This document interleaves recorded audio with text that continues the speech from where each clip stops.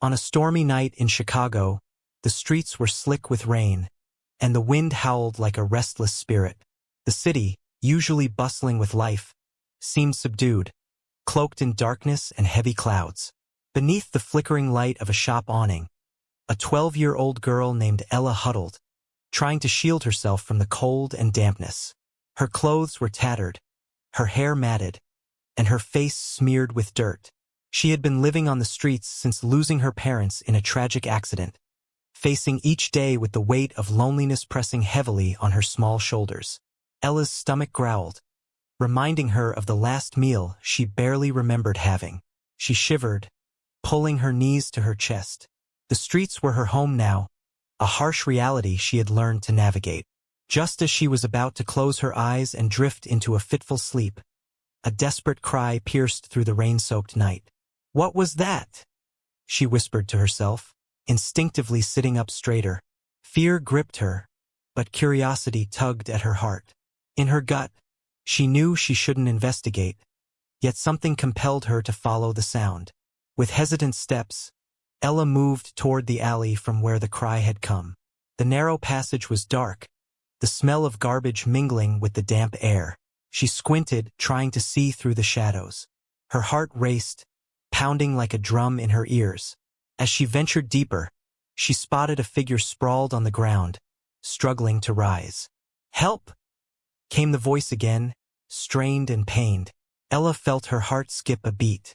There, in the dim light, lay an elderly man, Mr. Anderson, a wealthy businessman known for his kind heart and philanthropic efforts before tragedy had struck his own life.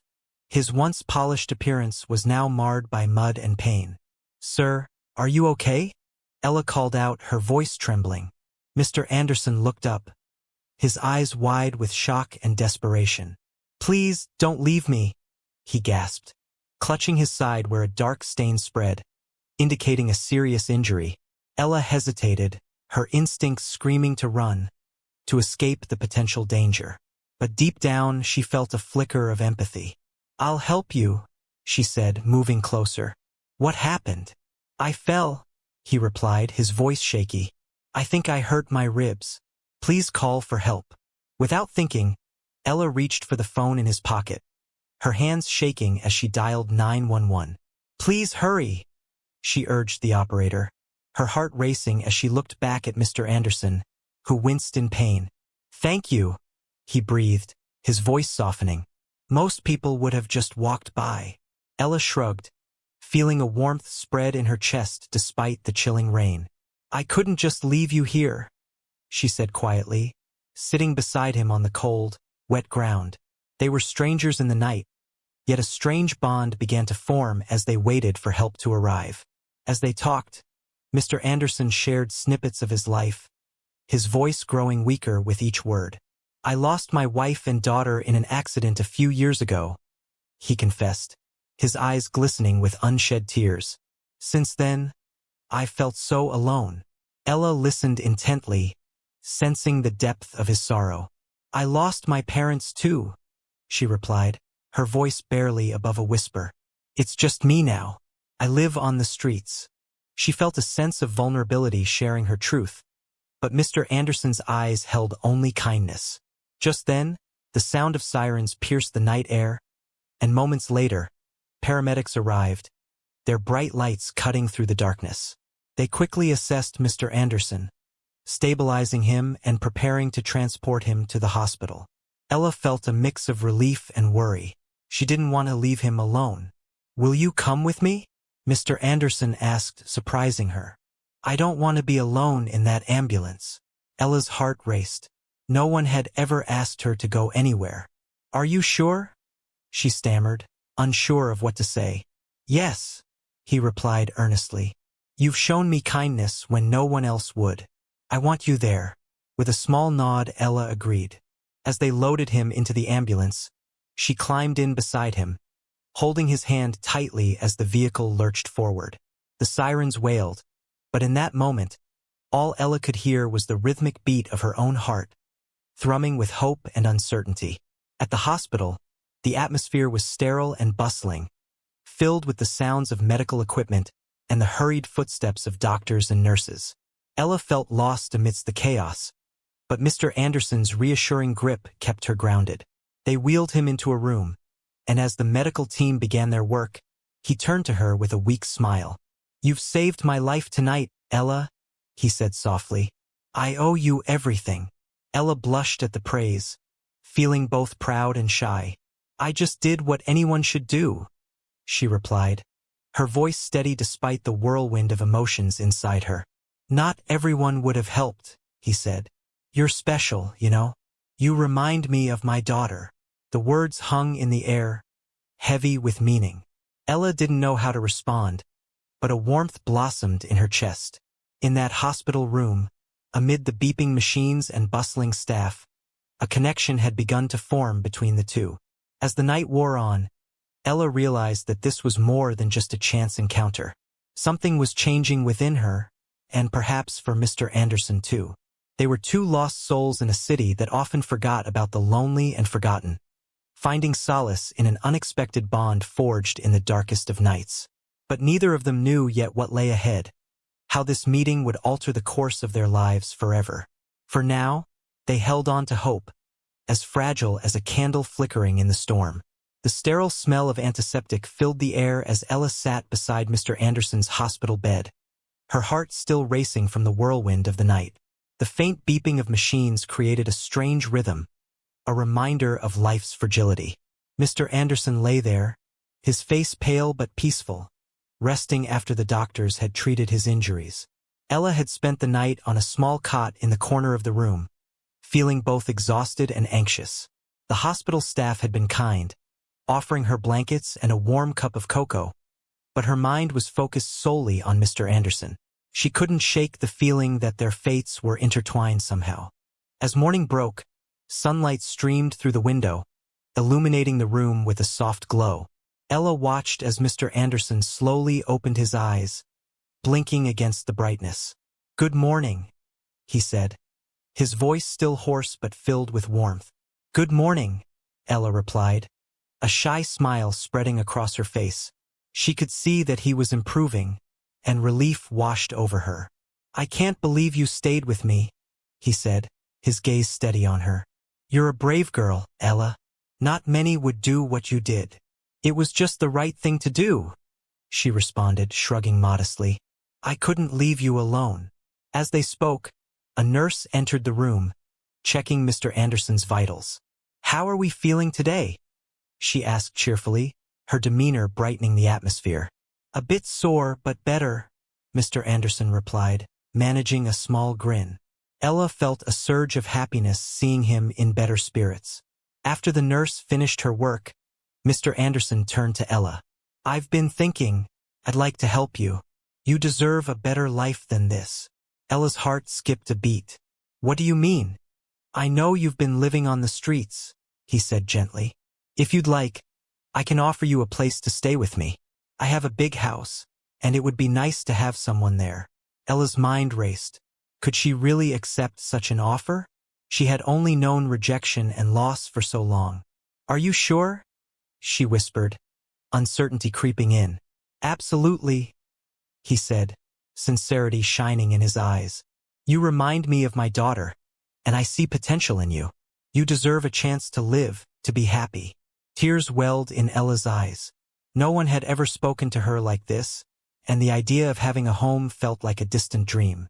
I don't want to be a burden," she stammered, fear overtaking her excitement. "Not a burden," he reassured her. "You'd be a blessing. I could use someone to bring joy back into my life." Ella nodded slowly, contemplating the possibility. It was a leap of faith, but the thought of safety and companionship was enticing. "Okay," she finally said, her voice barely above a whisper. "I'd like that." As they discussed the details, Mr. Anderson's lawyer, James, entered the room. He was a supportive man in his late 40s, with a warm smile that made Ella feel at ease. "Good morning, Mr. Anderson," he said, noticing Ella by his side. "And who do we have here?" "This is Ella," Mr. Anderson introduced her. "She helped me last night and will be living with me moving forward." James raised an eyebrow, clearly impressed. That's wonderful news. But we'll need to navigate the legalities to ensure everything is in order for her to stay with you. Ella felt a mix of excitement and anxiety. What does that mean? She asked, her voice trembling slightly. It means we'll work together to make sure you have a safe and stable home, James explained. We'll need to get the necessary permissions from the court since you're still a minor. But don't worry. I'll help you every step of the way. Ella looked between Mr. Anderson and James, a sense of hope blossoming in her chest. This was a chance for a new beginning, something she had only dreamed of. As days turned into weeks, Ella settled into a routine. Mr. Anderson's home was large and cozy, filled with memories that echoed through its halls. He showed her around, pointing out rooms, and sharing stories about his late wife and daughter. It was bittersweet, but Ella felt honored to hear about the love they had shared. Your room will be just down the hall, Mr. Anderson said one afternoon, leading her to a sunny space filled with soft, pastel colors. You can decorate it however you like. Ella gasped, her eyes wide with disbelief. Really? It's beautiful. It's yours, he affirmed, his smile genuine. I want you to feel at home. Over time, the bond between Ella and Mr. Anderson deepened. They shared meals, laughter, and stories that filled the empty spaces in their hearts.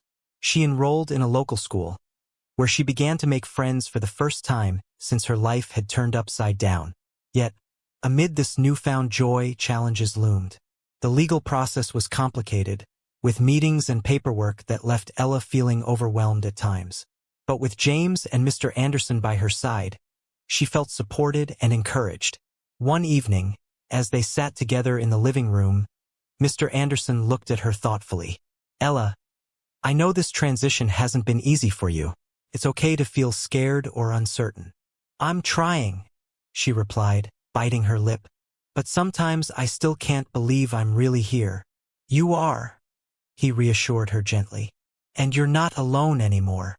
As they talked, a sense of peace settled over them. The wounds of their pasts began to heal, and hope blossomed in the cracks. They were creating a family in their own way, two lost souls finding comfort in one another. In the days following the hospital, Ella and Mr. Anderson began to settle into their new life together. Mr. Anderson, though still haunted by the ghosts of his past, found a renewed sense of purpose in caring for Ella.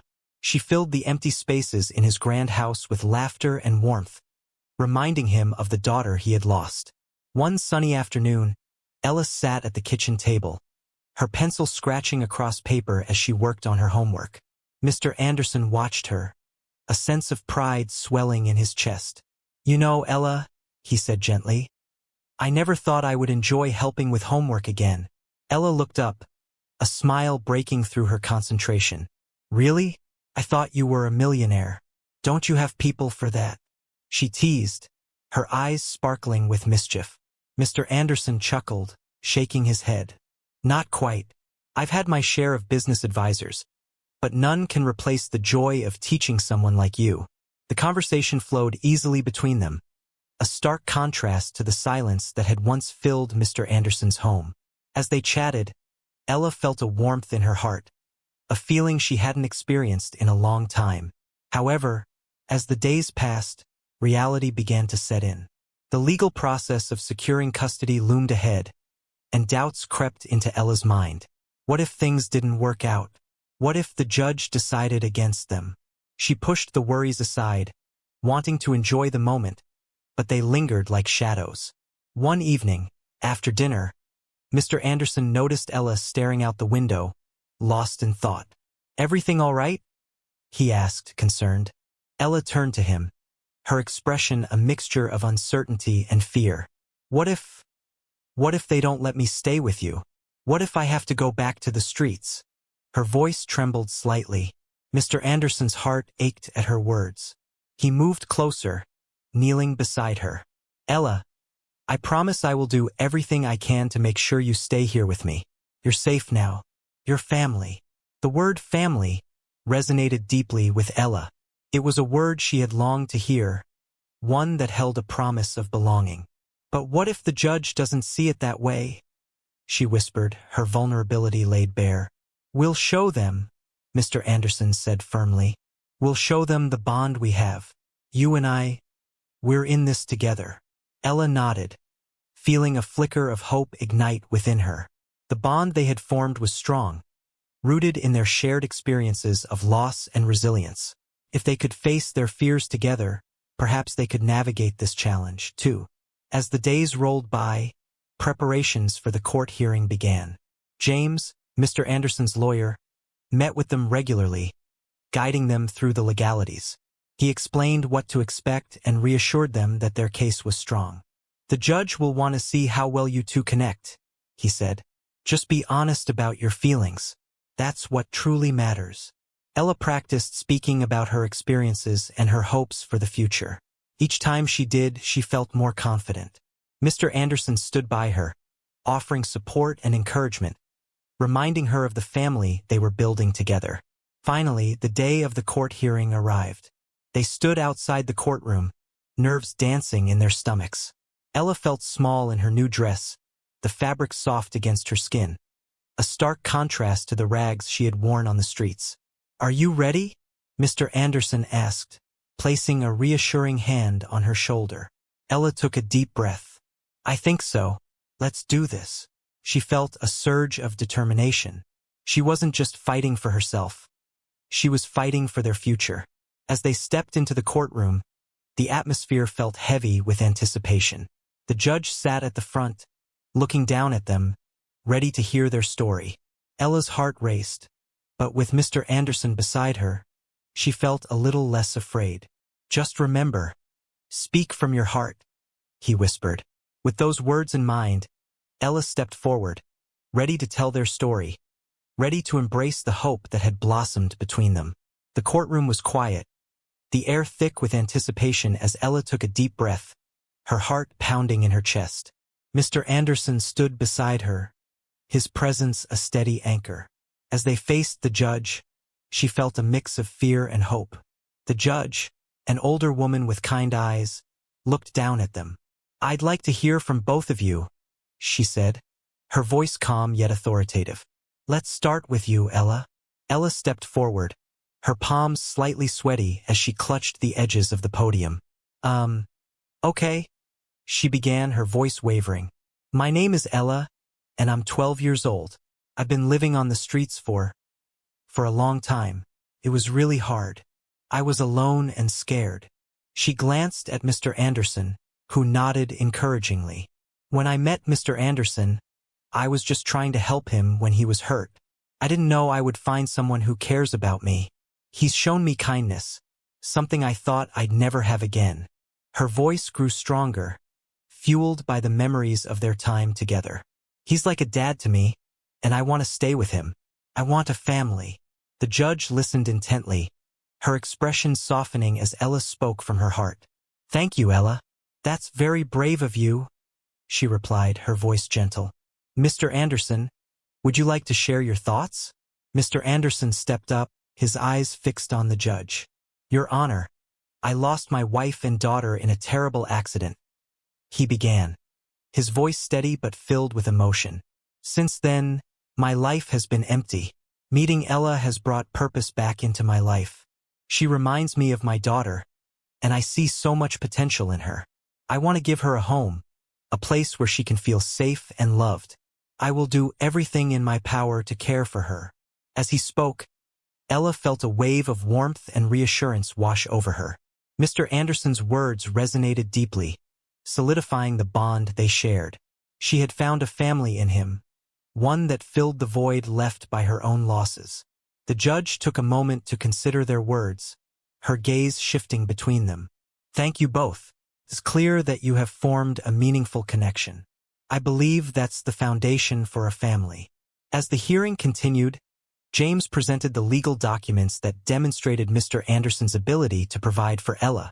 Ms. Parker, the social worker, testified about their relationship, affirming that it was indeed in Ella's best interest to remain with Mr. Anderson.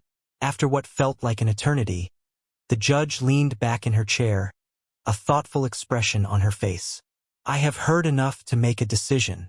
Ella, you deserve a loving home, and Mr. Anderson, You are prepared to provide that for her. I grant you full custody. A wave of relief washed over Ella. She felt tears prick at the corners of her eyes as she turned to Mr. Anderson, who was visibly emotional. He enveloped her in a warm hug, their shared joy filling the courtroom. Thank you, Ella exclaimed, her voice muffled against his shoulder. As they left the courtroom, the weight of uncertainty had been lifted. They stepped into the sunlight, a bright new beginning unfolding before them.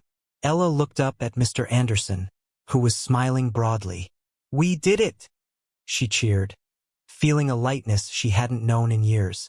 Yes, we did, he replied, his voice filled with pride. This is just the beginning, Ella. In the weeks that followed, life transformed for both of them. Ella enrolled in a local school, making friends and discovering new interests. She thrived in an environment that felt safe and nurturing.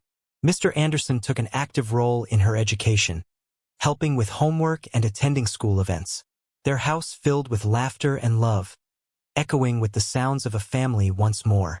One afternoon, as they sat together in the backyard, Mr. Anderson looked over at Ella, who was drawing. What are you working on? He asked, curious. It's a picture of us, she replied, holding up her artwork. See? That's you and that's me. She beamed, pride lighting up her face. It's perfect, he said, grinning. You've captured it beautifully. As Ella leaned back, her heart swelled with happiness. They had built a new life together, one rooted in compassion and connection. In each other, they found the strength to heal and hope for the future. Their journey from strangers to a family had been unexpected, but it was a testament to the power of kindness. Ella realized that, no matter how dark life could get, there was always a chance for love and belonging, and together they would face whatever came next, hand in hand.